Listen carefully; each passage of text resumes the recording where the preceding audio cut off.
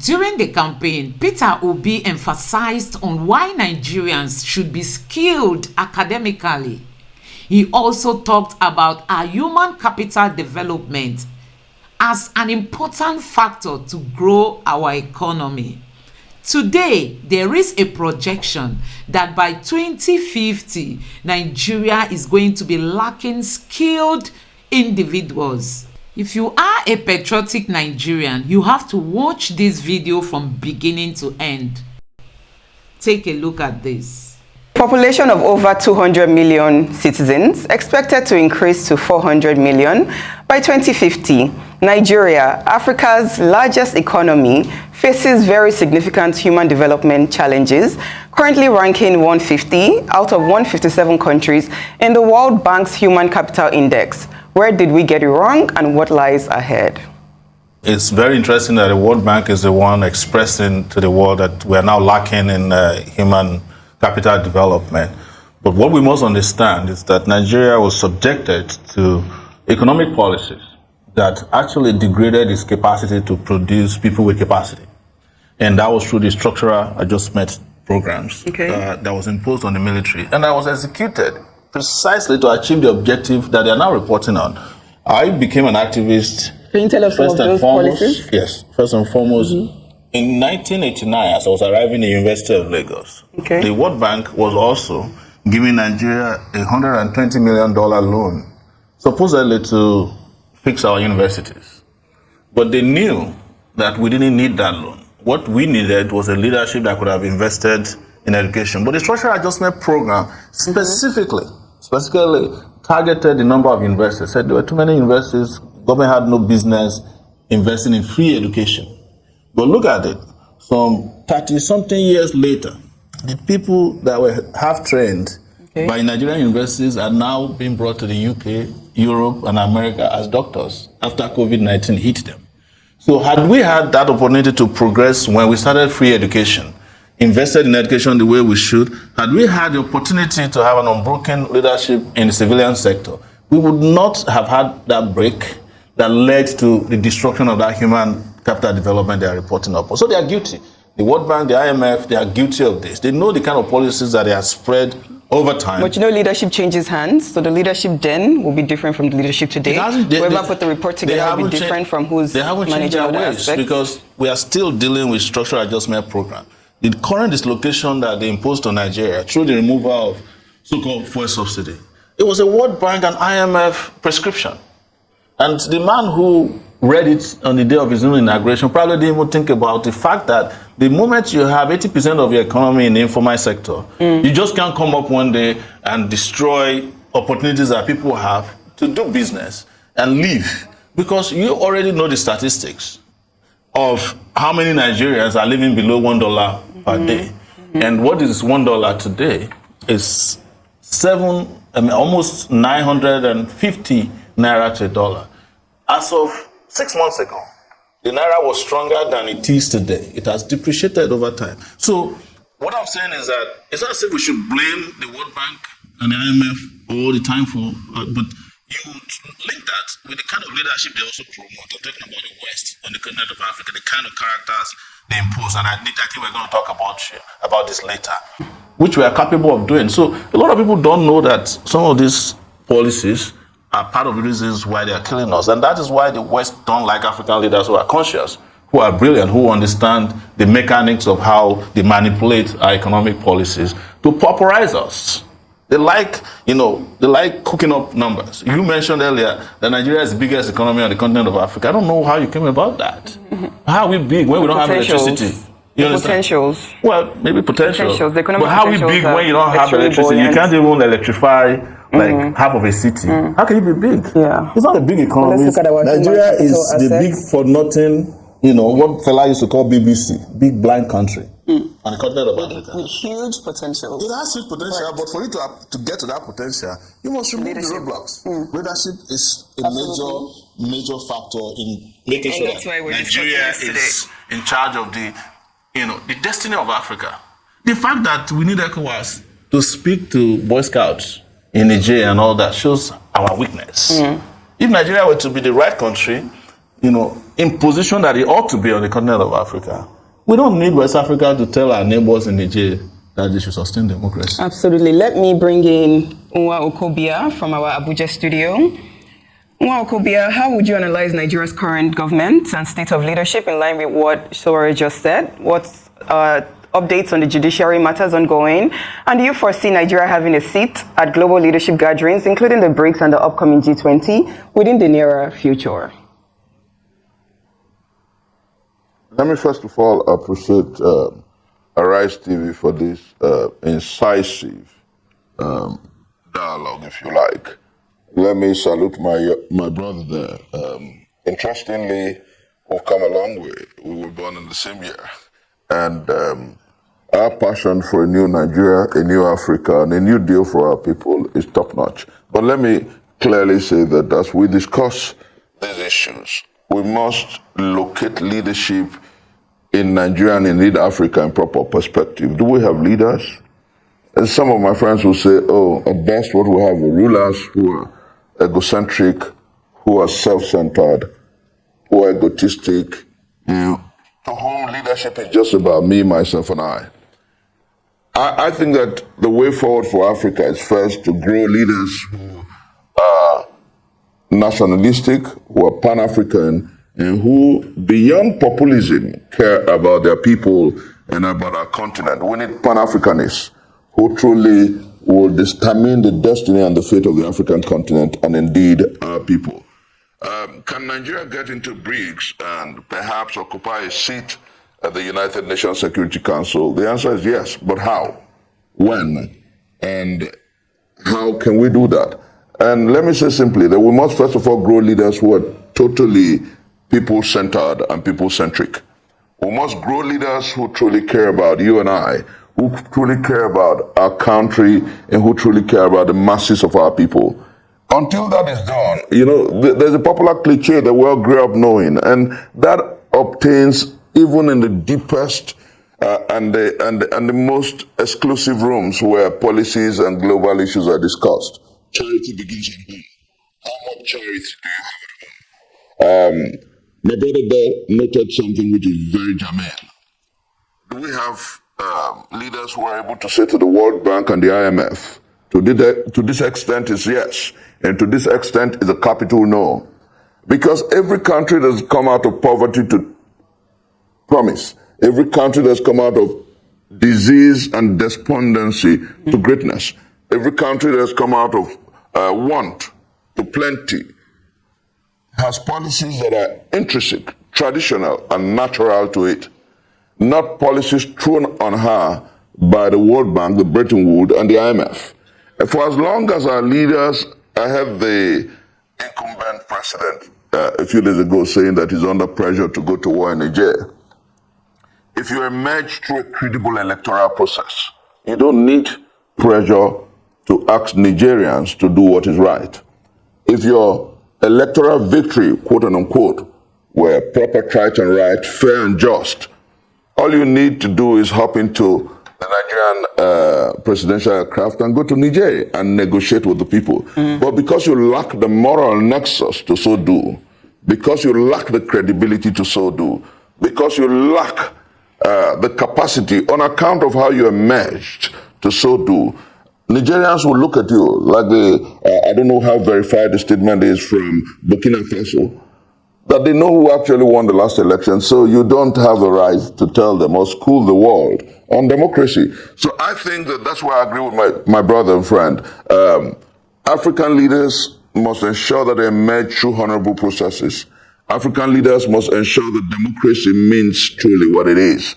A government of the people, as defined by Abraham Lincoln, for the people and by the people. And when we truly dish and deal service to the people, then we can, as it were, emerge not only as leaders of the West African sub-region, not only as leaders of the Sahel region, but leaders of Africa, because we're the most populous country in Africa. But I think that what we're doing today is a call to the conscience of our nation, a call to the conscience of the political leaders, a call to the conscience of our people, and indeed, a new generation that are saying that things must be done rightly. I believe that if we have leaders that are responsible and responsive to the people, if we have leaders that are Afrocentric and African-centered, if we have leaders who are pan-African and pan-Nigerian, then sooner rather than later, the global organizations that care and that are sincere will come cutting us. But until that is done, a place in the United Nations Security Council is like a wait for Godot. Seeking for a place in the BRICS is like a wait for Godot. And I want to say very strongly as we go on with this conversation that the time has come for us to move away from populism to patriotism and nationalism. We need leaders who will care and not. Let me chisel this home. My brother talked about the fuel subsidy. All over the world, in Britain, in the United States of America, in Germany, farmers and farming is subsidized. All over the world, largely energy is subsidized. Why is the IMF and the World Bank telling us that the way out of the morass is subsidy? I think that what leaders must do in Africa and indeed this country is to curb corruption. If I tell you what corruption goes on in the oil sector, you will know that the solution to our problem is not in the removal of subsidy, but in the curbing of corruption. Trillions of dollars, trillions of naira are stolen by people who are protected by the state, are stolen by people who are protected by the PDP, the APC, and those who politic with our collective destiny. The way out of the morass is to check corruption, not increasing poverty for the masses of our people and making lives better for the rich. That's the way to go. We must be African-centric and pan-Nigerian in leadership. We must be African-centric in Pan-African leadership. Thank you, Umar Kobia. Let's bring in Sowore for the very next question. Sowore, leadership is extremely delicate. Power in the wrong hands can kill millions. We're seeing it not just play out in Africa, but across the world.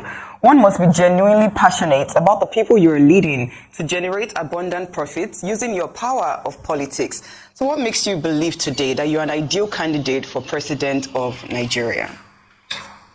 So you have to look at power from the point of view of service. And I think Chris had mentioned that we have produced over the years very egocentric leaders in this country who care more about themselves, their friends and families, and not the Nigerian people. And you must also look at those of us, particularly those of us who want to claim to be young, where we stood when it mattered most in this country. And I can't say that enough. You see, it's not always true that somebody suddenly decides when they turn 45 years old, 50 years old, or 60, that they want to change their country. When, as a matter of fact, when your services were needed for the country, when you are in your 20s, you just didn't partake. You didn't partake in fighting for the rights of your people. You didn't partake in fighting for the rights of your mates when you're in the university. And then when it's time for compensation, or compensatory leadership, as I like to call it, you say, yes, we love this country, and we want to work for the country, we want to make things work. I come from a long tradition of sacrifice. And when people want to choose their leaders, we always say that they should look for leaders who have pedigree, who have integrity, who have history. And I think I fall into all these categories. And leaders who can make sacrifices, leaders who can deny themselves of comfort when it's needed, so that their own people can have comfort. Leaders who can speak to issues affecting their people, leaders who can motivate. Because sometimes when people talk about leadership, they think the moment you're a president, you should also be the accountant, you should be the doctor. No, leaders who also becomes the human resource center of the country, who can find the best hands to work with to make the country move forward at all times. That is where people like us come in. Leaders who have education, not literacy. So that you can have a good spectrum of understanding of the country that you are planning to lead. You see, I always say this, that Nigeria is not complicated as our leaders make it sound. But what is complicated is that the leaders themselves don't understand the nature of complexity.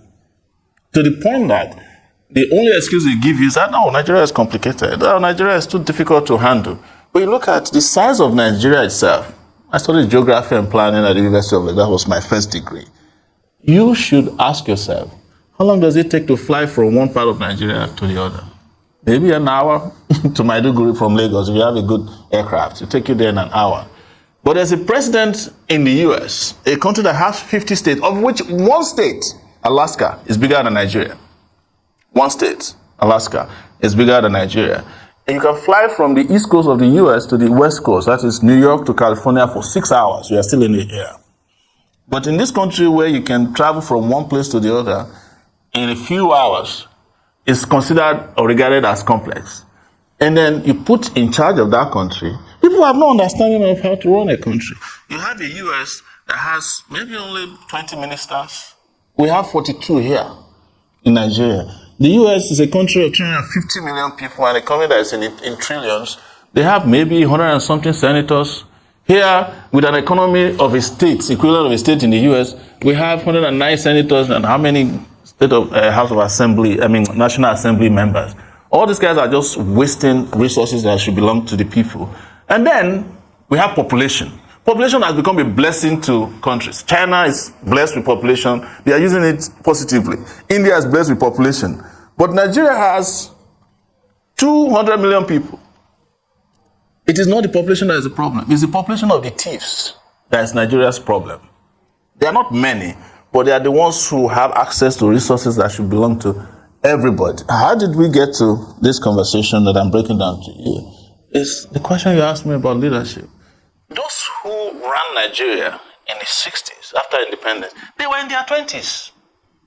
But those who are running Nigeria now, you don't even know their age, which is a problem. So you have a problem of integrity. You have a problem of people with no pedigree, people who are fraudulent in nature, running the country. You're expecting the country, as Chris said, to make progress when the meaning of democracy has been turned upside down. The reason why the people of Niger, Burkina Faso, Mali are making fun of us is because they know that the democracy we claim we are practicing here is not democracy.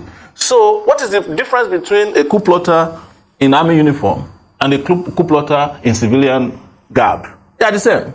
The moment you cannot have an organized, free and fair election with integrity, you have no moral right to discuss democracy anywhere in the world, even if it is in Palau, one of the smallest countries in the world. They will make mockery of. That's why we're a joke on the continent of on the West African coast.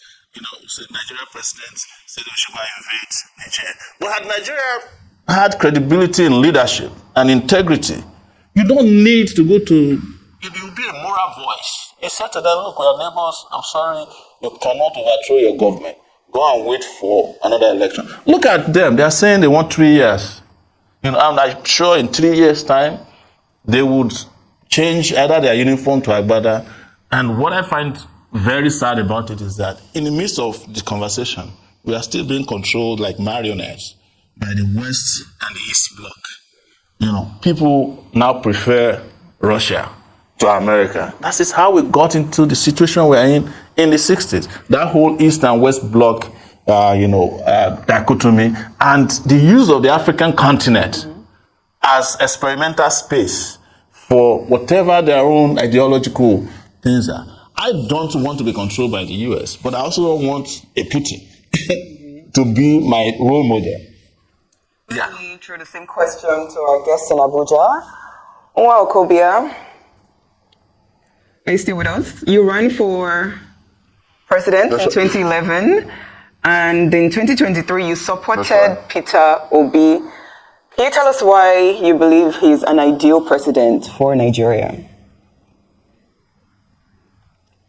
Let me say clearly first that what obtains in our country is a quest for anybody who truly loves our country, who's patriotic, who cares about the way earth of the now there to promise.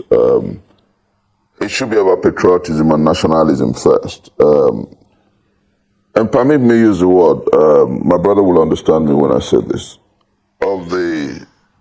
and I think that going forward, we would have and must have to all sit down together as people who bear the scars of military rule. Interestingly, he was in the university about the same time I was. We went through all kinds of terror, harassment, and we were harangued by the military, and we stood for the values that we believe in. And let me say clearly that the time has come going forward for all of us to sit down and try to not only redefine leadership in this country, but in Africa, because Save and Accept will wake up like Mo Ibrahim challenge. Save and Accept African young men and women, and permit my choice of word, I'd rather use young men and women rather than just the age grade that you call youth. People who think they're vivacious, people who think their commitment is for a new deal and a new day. The time has come for us to unite and work towards betting a new day, a new deal and a new tendency for Africa. Why did I support Peter Obi? Of the, permit my choice of word again, leading candidates, he came across as the most passionate, he came across as the most determined, he came across as the most patriotic. But what is important for me here is not about the elections that are gone. What is important for me here is, and that's why I'm here passionately speaking to the young people who are listening, is about how we take back our country for good. Interestingly, that was the mantra my brother in the studio, Sowore, used in his campaign. Take back our country for good. Because if and except we do so, the traditional politicians will not understand the challenge of now, the urgency of now. And I want to say clearly, without equivocation, that successive African leaders, successive leaders in this climb, have been more perfidious in presenting pan-Nigerian manifestos. They haven't been sincere. It's been me, myself, and I. And as I talk to you, what is important moving forward is for us to challenge those who, either by subterfuge or electoral larceny, claim to be in power today, to think about Nigeria, and because they lack the moral rights, moral nexus, moral capacity and competency to ask the Nigerians to do right. In Nigeria, the language was grab it, steal it, run away with it. And we saw how there was violence, there was larceny, and there was all kinds of brigandage during the last election. In Niger, there was a bloodless coup. And so you ask yourself, where's the moral latitude for Nigeria to say to Nigerians, return to democracy? Who indeed is actually democratic? In Nigeria, people are protesting against the way you emerge in power. In Niger, people are celebrating the overthrow of people my brother will call the Boy Scouts. Now, it's about a strong moral question. And the time has come for those who truly care, not only about our country, but about Africa, to begin to ask strong questions, and passionately so.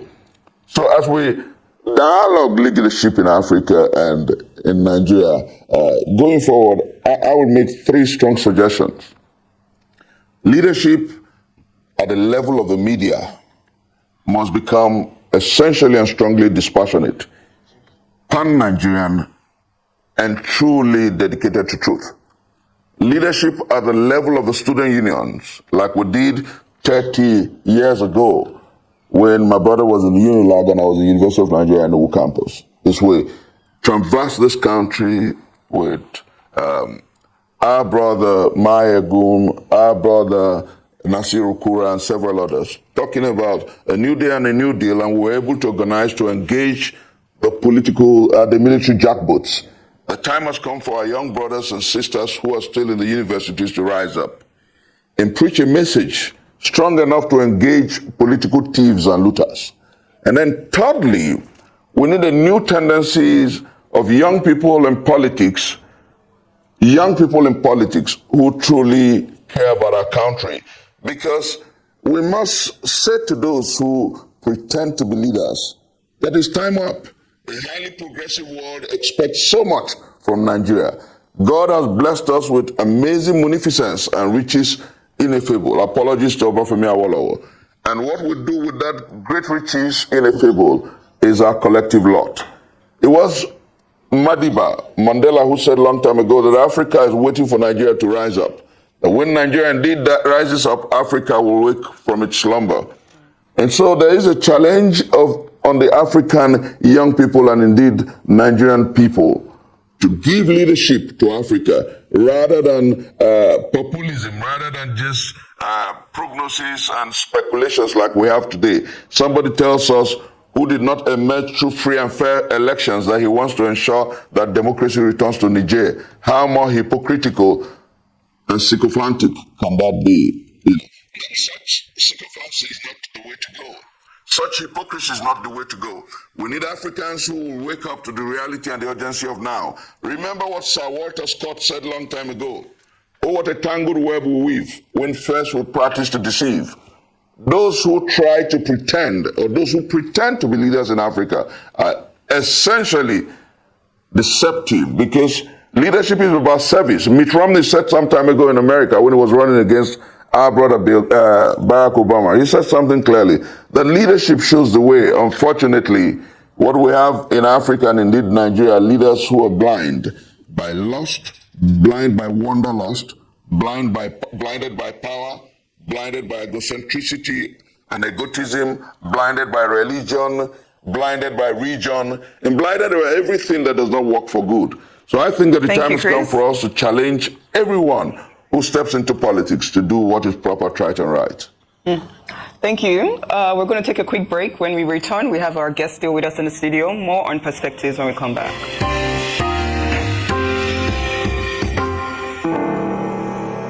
Welcome back. We're still here on Perspectives discussing leadership across the continent of Africa.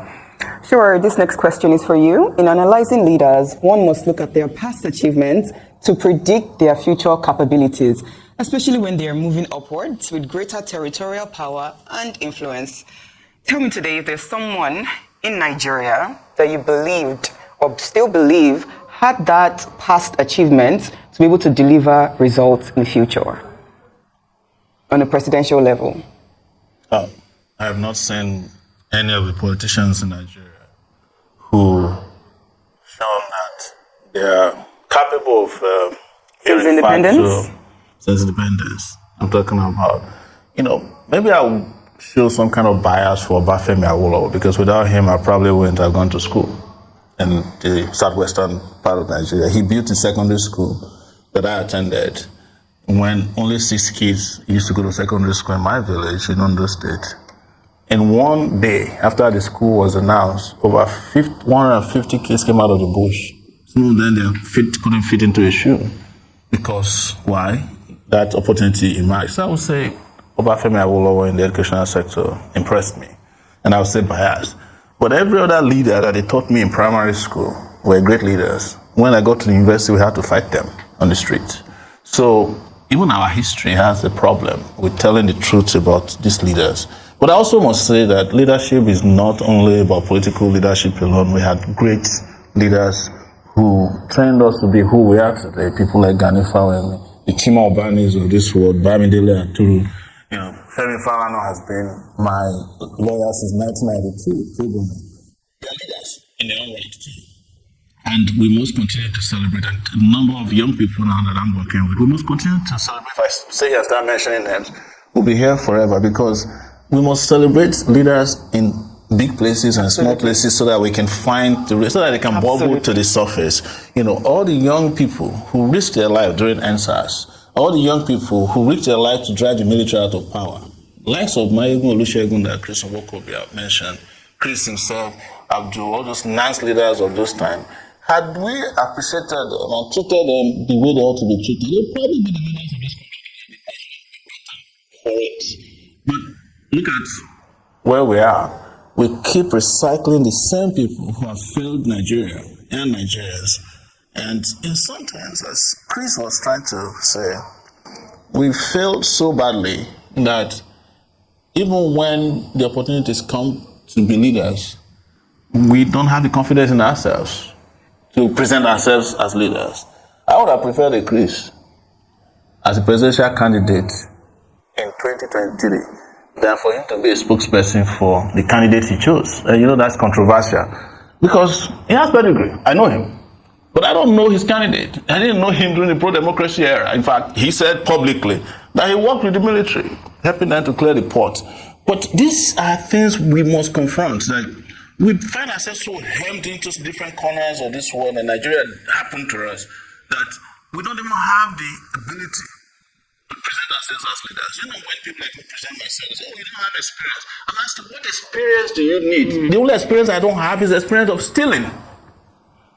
Oh, what have you done before? You have never governed the state. The people who govern the state, can you go to their states and spend a vacation there? Are there roads there? Are there schools there that is one of Africa's top 1,000 universities? Do you have hospitals there that they themselves can go to if they have a headache? The people who govern states before. So we always keep making that mistake. You know, I think it has to do with judgment, even on our part, and that's why I love what Chris said, that those of us who went through the raw deal must now talk positively about a new deal. And that new deal cannot be by subjugating ourselves or inserting ourselves in opportunities because those opportunities sounds popular. Because at the end of the day, it is we who are somehow activists or outrightly against the status quo who get first punished. I've said it to many people in my private. Anybody that won the election among the people they claimed were the frontline candidates would have done the same things. They would have all removed subsidy, including Chris Wokobia's candidate. He said he would remove subsidy. They would be doing the same. They would have appointed the same set of people to government. There are candidates in the National Assembly. They have candidates there. Have you heard any one of them said anything about the fuel crisis or the crisis confronting the country? They are busy collecting their own allowances. Just like the PDPs are collecting, the APs are collecting. They are fighting for positions that will have their own personal interest, their own candidates. But again, it is important that these positions are very clear. That's why when people say, maybe you should go for a smaller position, you know, I don't think small. So I can't fit into a small place. I'm a person who thinks outside of the box. Are you getting my point? And what would a smaller position do to rectify Nigeria's problem when the people creating Nigeria's problem are in big positions? So to fix the problem, you must also take the biggest position so that you can solve the big problems afflicting and affecting the country. And at any rate, why should anybody say to some of us, I'm 52 years old, Chris is probably about my own age too, at 52, that we cannot govern a country that is just one state in America. When we have invented ideas, we have stood up for this country when we were in our 20s, we have put our life down on the line when nobody wanted to do it. So many of the people who are in Nigeria today in a position of leadership, when we're fighting against the military, they were hiding under their beds. The mistake the pro-democracy movement made was after 1999, we should not have just dispersed like that. But our position is that the democracy we saw in 1999 wasn't the democracy we fought for or we were fighting for. And we're right to a large extent. But what we should have done is to have stepped forward as far back as that period to take control of the reins of power and let people enjoy the benefits of democracy. We left it for people who have no idea how we fought for democracy, and this is what they are giving you now, what I call shegecracy. Let me bring in Nwa Okobia for his final thoughts. Nwa Okobia, what are your final thoughts on people, politics, power, and profits across the continent of Africa? Go ahead. Let me say clearly that in no uncertain terms, I agree largely with my brother there. We have made our mistakes as young people. We perhaps have left our collective destiny after having gone through the trenches in custody of several types, the DSS, the police, the DMI, and the likes, having fought through sorrow, tears, and blood for what we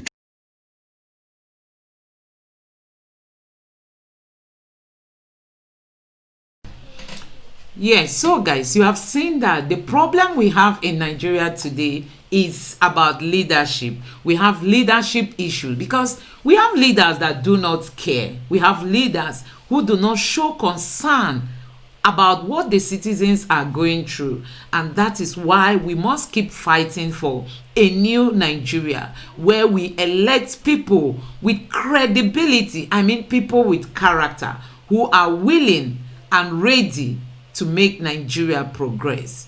So guys, let me know what you think about this video in the comment section below. Thank you.